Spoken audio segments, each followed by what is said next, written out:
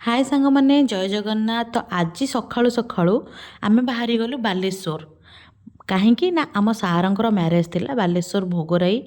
तो मु fast time train में बसी मत बहुत डर लगुच इे भोक भी गलानी ब्रेकफास्ट करनी तो खाଇବା तो ट्रेन में भल मिलेनी एटी टिके मटर सूप आउ झालमुड़ी खाइलु। देन आमे पहुँची गलु 5टारे जलेश्वर स्टेशन रे पहुँचु पहुँचु तांको घरे हो गला राति। तो मु किछि वीडियो आउ करि पारलिनी। टिके सखाळे आमे मॉर्निंग वॉक करूतलु एठी बुलु बुलु देखिली गोटे यूनिक श्मशान पाखरे गोटे यूनिक जिनस थिला जोटा कि गोटे राक्षसर फेस थिला तारि भितर नेकी जिवे जो डेथ हेइतिबो जो लोकर ताकू ता भितर नेकी जिवे। देन आमे आसिकिरी ब्रेकफास्ट कलु बालेश्वर फेमस मुढ़ी तरकारी मुढ़ी आलुदम।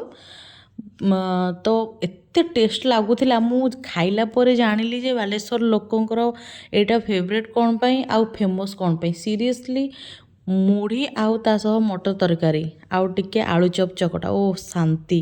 खाइला परे आमे रेडी हो गलु बुलिबा पई। आमे जानिनु सार हमको कुआडे नहीं बुलेबे भोगरा एटा बुलेबे। देन को जगह बुलेबे तो जानिनी हेले बुलिबा जेहेतु नुआ जगह को आसे बहुत एक्साइटेड मु अच्छी। तो यहाँ हूँ मो आउटफिट चलो देखिए सारा मु कुआडे बुलाउचंती।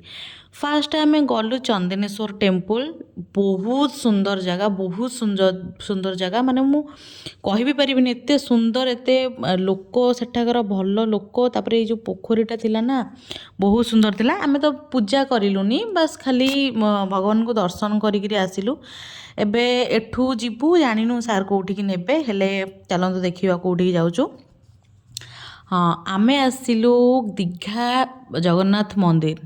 देखंतु भगवान तो सबु मंदिर रे रहिबे तो सेटा नुह कि गोटे पुरी धाम रे गोटे एठी सेटा नहीं भगवान भगवान तो जगाटा बहुत भल लगिला आमको बहुत पीसफुल जगाटा बहुत एटा को गोटे म्यूजियम टाइप रो धरिले ही हब।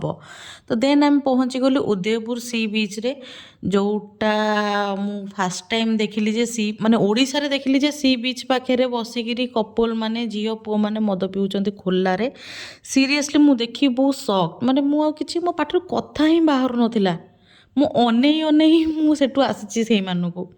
देन आम आसिलु खाइकिरी लंच करदेलु खाइकिरी आसिकिरी एबे जानिनी कोठी सार नहीं जाउचंती हेले बहुत टायर्ड लागलानी। ये 2-3टा जगह बुलिकिरी बहुत टायर्ड लागलानी। ये होउचंती आम सारंकर झियो माने आम आउ गोटे सारंकर झियो।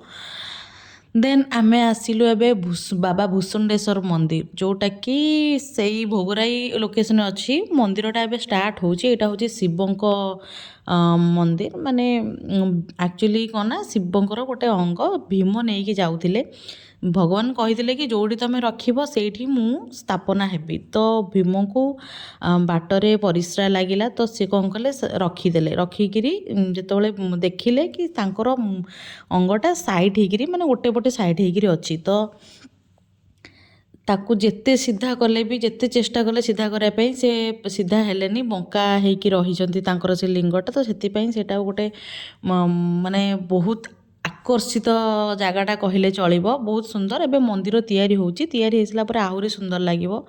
देन आमे लास्ट रे पहुँचिलु माँ बासुली मंदिर जोटा कि सही भोगराई लोकेशन रे अच्छी। से भी बहुत भल माने बहुत पीसफुल जगह कहया गले चलिबो माने सेठी लोकंकर केते केते मानसिक पूरण हेइची जहाँ हमको से लोकल लोक कहले बहुत माने फल जो कहती ना कार गोटे किसी भी प्रोब्लेम थिले मानसिक कले ठीक हो जिवो। ये जो गछटा आपण माने देखुचंती से गछरे हमर जहाँ भी मानसिक थाए सेठी आमे ये जो कपड़ा आउ शंखा बांधिले हमर मानसिकटा पूरण हुए। आउ एठी भी गोटे छोट पोखरी थिला जोटा कि बहुत सुंदर लागुथिला आउ सेठी पार्क भी अच्छी बट से कपल माने सब आसिक खराब कर देइचंती। देन ये होचंती मो जूनियर स्टाफ 2 जण ये सब विक्रम बेताल बनिचंती।